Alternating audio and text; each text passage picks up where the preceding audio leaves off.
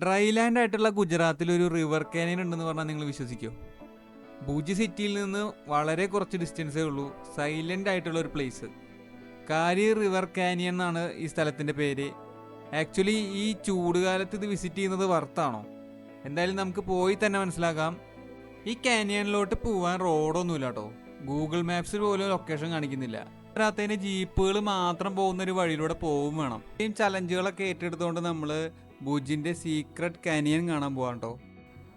അങ്ങനെ നമ്മൾ പ്രാഗ്മഹലിന്റെ പാർക്കിങ്ങിൽ നിന്ന് വണ്ടി എടുത്ത് പുറത്തേക്ക് ഇറങ്ങി. ഇനി നമുക്ക് നേരെ പോകേണ്ടത് ഈ റിവർ കാനിയനിലോട്ടാണ്. അപ്പോൾ ലൊക്കേഷൻ ഇടുമ്പോൾ ഒരു സ്ഥലം കാണിക്കുന്നുണ്ട്. അപ്പോൾ അങ്ങോട്ട് എന്തായാലും ലൊക്കേഷൻ ഇട്ടിട്ടുണ്ട്. ലൊക്കേഷനിൽ വെറും 5 കിലോമീറ്റർ മാത്രമേ കാണിക്കുന്നുള്ളൂ. അപ്പോൾ പെട്ടെന്ന് എത്തുന്നുള്ളൊരു മൈൻഡ് സെറ്റിലാണ് നമ്മൾ ഇറങ്ങിയിരിക്കുന്നത്. അപ്പോൾ നേരം ഏറെക്കുറെ ഉച്ചയായിട്ടുണ്ട്. അപ്പോൾ ഈ നല്ല വെയിലത്ത് ഒരു റിവർ കാനിയൻ എന്താണ് അവിടുത്തെ അവസ്ഥ എന്നറിയില്ല. നല്ല വെള്ളം ഉണ്ടെങ്കിൽ ഒന്ന് ഇറങ്ങി കുളിക്കാം എന്നൊക്കെയുള്ള മൈൻഡിലാണ് നമ്മൾ പോകുന്നത്. അങ്ങനെ ടൗൺ ഏരിയയിൽ നിന്ന് അധികം സമയമില്ലാതെ തന്നെ കടന്നു. അത് കഴിഞ്ഞ് കഴിഞ്ഞപ്പോൾ 2 സൈഡും തരിശുകാട് പോലത്തെ സ്ഥലമാണ്. എന്ന് വെച്ച് കഴിഞ്ഞാൽ ഈ മുൾച്ചെടികൾ പോലുള്ള ഒരു പ്രദേശം. 2 സൈഡിലും മുൾച്ചെടികൾ മാത്രം. വല്ല കടകളോ അല്ലെങ്കിൽ ഭക്ഷണ സാധനങ്ങളോ കുടിവെള്ളമോ കിട്ടുന്ന ഒന്നുമില്ല അവിടെ. അപ്പോൾ ഇനി എത്ര ദൂരം മുന്നോട്ട് പോകണം എന്നറിയില്ല. ലൊക്കേഷനൊക്കെ ഓൾറെഡി അവസാനിച്ചു. അപ്പോൾ നമ്മൾ ഫ്രണ്ടിലോട്ട് കുറച്ച് ദൂരം കൂടി പോയി നോക്കാം എന്നുള്ള മൈൻഡിലാണ് പോയിക്കൊണ്ടിരിക്കുന്നത്. ടാറിട്ട റോഡ് അവസാനിച്ച് അങ്ങനെ മണ്ണിട്ട റോഡെത്തി. മണ്ണിട്ട റോഡ് എത്തുന്നതിന് മുന്നേ തന്നെ ഒരു ചേട്ടൻ നിന്നിരുന്നു. ആളോട് ചോദിച്ചപ്പോൾ ഈ വഴി തന്നെയാണ് പൊക്കോ, ബൈക്ക് പോകുമെന്ന് പറഞ്ഞു. ആളുടെ മോട്ടിവേഷനിൽ നമ്മൾ ബൈക്ക് എടുത്ത് മുന്നോട്ട് ഇറങ്ങും ചെയ്തു. കുറച്ച് ദൂരം കിടന്നപ്പോൾ തന്നെ മണ്ണ് മാറി ഈ മണൽ പോലത്തെ പൊടിമണ്ണായി. അപ്പോൾ വണ്ടിയുടെ ടയറുകൾ ഗ്രിപ്പ് പിടിക്കുന്നില്ല. ഈ മണൽ പോലത്തെ മണ്ണിൻ്റെ ഇടയിലൊക്കെ പാറക്കഷ്ണങ്ങളുണ്ട്. അതുമ്മയാണ് വണ്ടിയുടെ കുറച്ചും കൂടി ഗ്രിപ്പ് കിട്ടുന്ന ഭാഗം. ഇത് കംപ്ലീറ്റ് ഓഫ് റോഡായിട്ട് ജീപ്പ് മാത്രം പോകുന്ന റോഡായതുകൊണ്ട് തന്നെ ഇതാരും നന്നാക്കാൻ ശ്രമിക്കുന്നില്ല. എന്ന് വെച്ചാൽ ഇവിടുത്തെ ഈ ജീപ്പ് ഓടിക്കുന്ന ആൾക്കാർക്കും ജീവിക്കണമല്ലോ. അപ്പോൾ ടൂറിസത്തിൻ്റെ ഭാഗമായിട്ട് ഇവിടെ റോഡ് മാറ്റും എന്നുള്ളൊരു പ്രതീക്ഷയ്ക്ക് ആവശ്യമില്ല. പിന്നെ കണ്ടില്ലേ, ഭയങ്കര വരണ്ടിരിക്കുന്ന ഭൂമിയാണ്. അപ്പോൾ ഇവിടെ ഒരു ലേശം പോലും വെള്ളമില്ല. അപ്പോൾ ഇതിനകത്ത് എങ്ങനെയാണ് ഒരു റിവർ കാനിയൻ ഒളിച്ചിരിക്കുന്നതെന്നാണ് ഞാൻ ആലോചിക്കുന്നത്.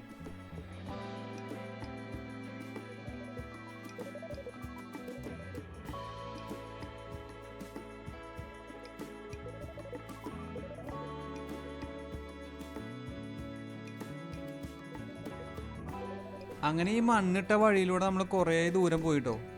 ഏറെക്കുറെ ഒരു 1 കിലോമീറ്റർ 2 കിലോമീറ്ററോളം ദൂരം ഈ മണ്ണിട്ട വഴിയിലൂടെ നമ്മളൊരു ഉറുമ്പരിച്ച് പോകുന്ന പോലെ പോയി. കുറച്ച് ദൂരം കഴിഞ്ഞപ്പോഴാണ് 2 വഴികളുള്ളൊരു ഭാഗം എത്തിയത്. കൺഫ്യൂഷൻ ഉണ്ടായിരുന്നെങ്കിലും ഒരു വഴി സെലക്ട് ചെയ്തു. പക്ഷേ അത് 2 വഴി എത്തുന്ന ഒരു സ്ഥലത്തേക്ക് തന്നെയായിരുന്നു. മുന്നോട്ട് പോകുന്നതോറും പിന്നെ മണലുള്ള ഭാഗത്ത് കരിങ്കല്ലില്ലാതിരിക്കുന്നൊരവസ്ഥയായി. എന്നാലോ പാറയുള്ള ഭാഗത്ത് പാറ മാത്രം. അങ്ങനെയുള്ളൊരു സിറ്റുവേഷനിലോട്ട് എത്തി. എന്ന് വെച്ച് കഴിഞ്ഞാൽ ഇവിടെ ഈ വെള്ളം വരുന്ന സമയത്ത് ഇതിലെ മണ്ണ് മൊത്തം ഒലിച്ച് പോകുന്നതായിരിക്കാം. ഇങ്ങനെ കുത്തനുള്ള ചെറിയൊരു കയറ്റവും പോരാത്തതിന് നമുക്ക് അത്ര സ്പീഡിലും പോകാൻ പറ്റില്ല. എന്ന് വെച്ച് കഴിഞ്ഞാൽ നമ്മുടെ ലഗേജ് അത്രയും കൂടുതലാണ്. പോരാത്തതിന് നമ്മുടെ ബാക്കിൽ ഒരാളുണ്ട്. അപ്പോൾ നമ്മൾ വളരെ എന്താ പറയുക, സ്ലോലി പതുക്കെയാണ് നമ്മൾ പോയിരുന്നത്. നമ്മൾ 2 പേരുടെയും വണ്ടിയുടെയും എന്താ പറയുക ആരോഗ്യം നമുക്ക് പ്രധാനമായതുകൊണ്ട് തന്നെ നമ്മൾ വളരെ പതുക്കെയാണ് പോയിരുന്നത്.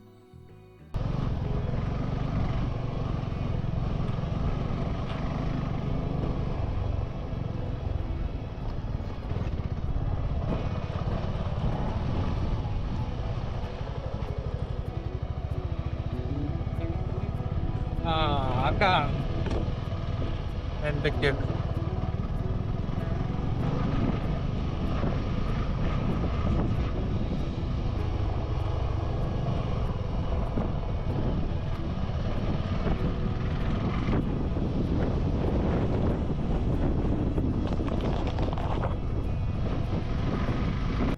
അങ്ങനെ ഏകദേശം 5 കിലോമീറ്ററോളം ഉള്ളിലോട്ടെത്തി.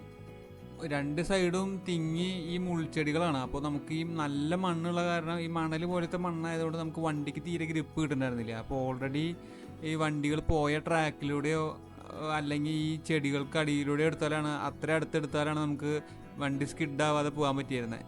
അങ്ങനെ കുറച്ച് ദൂരം മുന്നോട്ട് എത്തുമ്പോഴേക്കും അവിടെ ജീപ്പുകളൊക്കെ കണ്ടു തുടങ്ങി. അപ്പോൾ നമുക്ക് ഏറെക്കുറെ നമ്മൾ എത്തേണ്ട സ്ഥലത്ത് എത്തി എന്നുള്ളൊരു കാര്യം മനസ്സിലായിട്ടാണ്. കുറച്ചുകൂടി മുന്നോട്ട് പോയി തുടങ്ങിയപ്പോൾ ആ നഗ്ന സത്യം നമുക്ക് മനസ്സിലായിട്ടോ. നമ്മളല്ലാതെ ഇവിടെ വേറെ ആരും ബൈക്കുമായിട്ട് വന്നിട്ടില്ല. എല്ലാവരും ജീപ്പിലും അതുപോലെ താറ് പോലെ ഈ ഓഫ് റോഡിന് കേപ്പബിളായ വണ്ടിയും കൊണ്ടാണ് വന്നിരിക്കുന്നത്. നമ്മൾ ഈ വണ്ടി എടുത്തിട്ട് കുറച്ചായെങ്കിലും ഈ വണ്ടി വഴി ഒരു ഓഫ് റോഡ് റൈഡോ അല്ലെങ്കിൽ ഈ വണ്ടിയുടെ ഓഫ് റോഡ് കപ്പാസിറ്റി നമ്മൾ ചെക്ക് ചെയ്യുകയോ ചെയ്തിട്ടില്ല. അങ്ങനെ നമ്മൾ അൺഎക്സ്പെക്റ്റഡ് ആയി കിട്ടിയ ആദ്യത്തെ ഓഫ് റോഡ് യാത്രയായിരുന്നത്. അപ്പോൾ ഈ വണ്ടിയുടെ പൊട്ടൻഷ്യൽ മനസ്സിലാക്കാനും ഈ റൈഡ് സഹായിച്ചു എന്നുള്ളതാണ് കാര്യം. അപ്പോൾ ഇനി നമ്മൾ ഈ വണ്ടി എവിടെയെങ്കിലും പാർക്ക് ചെയ്തിട്ട് നമുക്ക് കാനിയനിലോട്ട് ഇറങ്ങാനുള്ള പരിപാടി നോക്കാം. അങ്ങനെ വണ്ടിയൊക്കെ സൈഡാക്കി നമ്മൾ താഴേക്ക് ഇറങ്ങി വരും തോറും നമ്മുടെ മനസ്സ് ചാവാൻ തുടങ്ങി. എന്താ വെച്ചാൽ കാര്യം എന്ന് വെച്ച് കഴിഞ്ഞാൽ റിവർ കാനിയോൺ എന്നൊക്കെ പറയുമ്പോൾ നമ്മൾ വിചാരിച്ച് ഭയങ്കര വലിയ പാറക്കെട്ടുകളും അതിലുള്ളിൽ മൊത്തം വെള്ളം തിങ്ങി നിറഞ്ഞ് കിടക്കുമായിരിക്കുന്ന, വെള്ളമൊന്നും ഇല്ലാത്ത ഒരു റിവർ കാനിയനിലാണ് നമ്മൾ വന്ന് പെട്ടതെന്ന് പിന്നെയാണ് മനസ്സിലായത്. ഈ പ്രദേശത്താണെങ്കിൽ കുടിക്കാൻ വെള്ളം കിട്ടാൻ ആകെ ഒരൊറ്റ കട മാത്രമേ ഉള്ളൂ. അവിടെയാണെങ്കിൽ ഗൂഗിൾ പേ അക്സെപ്റ്റ് ചെയ്യും, പക്ഷെ നമ്മുടെ ഫോണിലാണെങ്കിൽ റേഞ്ചും ഉണ്ടായിരുന്നില്ല. ഒരു വെള്ളം കുപ്പിക്ക് 40 രൂപയാണ് അവിടെ ഈടാക്കിയിരുന്നത്. അവരെയും പറഞ്ഞിട്ട് കാര്യമില്ല, ഇത്രയും ദൂരത്ത് എത്തുമ്പോൾ ആൾക്കാർ എത്ര പൈസ കൊടുത്തിട്ടായാലും മേടിക്കുമെന്ന് അവർക്കും അറിയായിരുന്നു. ഇതൊക്കെ ടൂറിസത്തിൻ്റെ ഒരു ഭാഗമായിട്ട് മാത്രമേ നമ്മൾ കണ്ടിട്ടുള്ളൂ. അതങ്ങനെ വലിയ ഓവർ പ്രൈസ്ഡ് ആയിട്ട് തോന്നിയിട്ടില്ല. അങ്ങനെ നമ്മൾ കാനിയോണിൻ്റെ അകത്തോട്ട് നടക്കാൻ തുടങ്ങി. അപ്പോൾ അങ്ങേ അറ്റത്ത് കുറച്ച് ആൾക്കാർ നിൽക്കുന്നുണ്ട്. അപ്പോൾ അവിടെ ആയിരിക്കും ഇതിൻ്റെ യഥാർത്ഥ ബ്യൂട്ടി ഒളിച്ചിരിക്കുന്നതെന്ന് വെച്ച് നമ്മൾ അങ്ങോട്ട് പോവാണ്. അപ്പം പിന്നെ അവിടെ പോയിട്ട് അവിടുത്തെ ആ ഒരു ഹിഡൻ ആയിട്ടുള്ള കാര്യങ്ങൾ എന്താണെന്ന് നമുക്ക് നോക്കാം. 300 രൂപയ്ക്ക് നമ്മൾ രാജുലയിൽ നിന്ന് മേടിച്ച കണ്ണട ശരിക്കും വർത്തായത് ഇവിടെയാണ്. എന്താ വെച്ചാൽ കാക്ക കൊള്ളാത്ത വെയിലായിരുന്നു. നോക്കി നടന്നില്ലെങ്കിൽ ആടിയും പല്ലും ഒന്നാവുന്ന ഒരു അന്തരീക്ഷവും.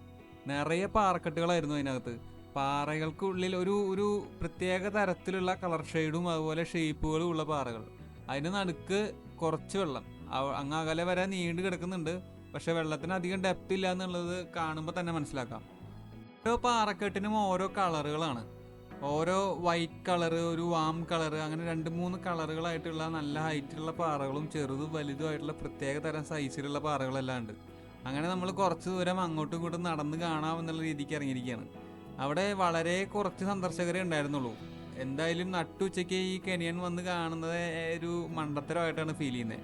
ഒരു ഈവനിങ് സമയമാണെന്നുണ്ടെങ്കിൽ കുറച്ച് സമാധാനം ഉണ്ടായിരിക്കും തോന്നുന്നു. എന്ന് വെച്ച് കഴിഞ്ഞാൽ നല്ല വെയിലായതുകൊണ്ട് തന്നെ ഈ പാറയൊക്കെ ചൂട് പിടിച്ചിട്ടുണ്ട്. അപ്പോൾ നല്ല ചൂട് താഴേന്നും മേലേന്നും വരുന്നൊരു അവസ്ഥയിലായിരുന്നു ഞങ്ങൾ.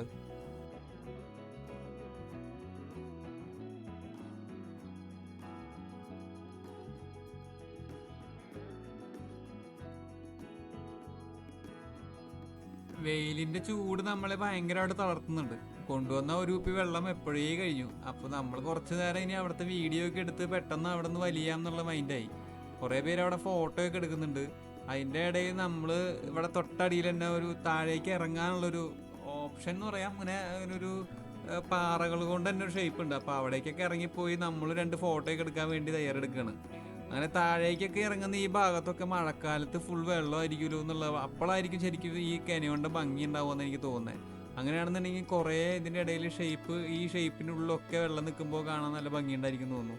നല്ല മഴക്കാലത്തല്ല, ഒരു മഴ തുടങ്ങി കുറച്ച് ടൈം ആകുമ്പോഴേക്കും. ഒരു വട്ടം എന്തായാലും മഴക്കാലത്ത് ഇവിടെ വന്ന് നോക്കണം എന്നുള്ള കാര്യം ഉറപ്പിച്ചു. അങ്ങനെ കുറച്ച് നേരം അവിടെ ഇരുന്നപ്പോൾ അങ്ങ് അറ്റത്ത് വെള്ളമുള്ള ഭാഗത്ത് എന്തോ ഇനം പക്ഷികൾ കൂട്ടത്തോടക്കനെ ഒരു കൂടുണ്ടാക്കിയേക്കണ ഒരു ഭാഗം കണ്ടു. അവിടെ നിറയെ കൂടും, അതിന് ചുറ്റും ആ പറവകളും ഉണ്ട്. എന്ത് തരം പക്ഷിയാണെന്ന് അറിയില്ല, പക്ഷെ അവർ ആ വെള്ളത്തിന് ചുറ്റും ഇങ്ങനെ പറക്കുന്നുണ്ടായിരുന്നു. അങ്ങനെ കുറച്ച് നേരം ഫോട്ടോയും വീഡിയോ ഒക്കെ എടുത്തിട്ട് നമ്മൾ അവിടെ നിന്ന് പതുക്കെ ഇറങ്ങി. ഇനി വന്ന അത്രയും വഴി തിരിച്ച് നടക്കണം. നടന്ന് വണ്ടിയുടെ അവിടെ എത്തുമ്പോഴേക്കും പരിപ്പിളകും. അത്യാവശ്യം വഴിയുണ്ട്.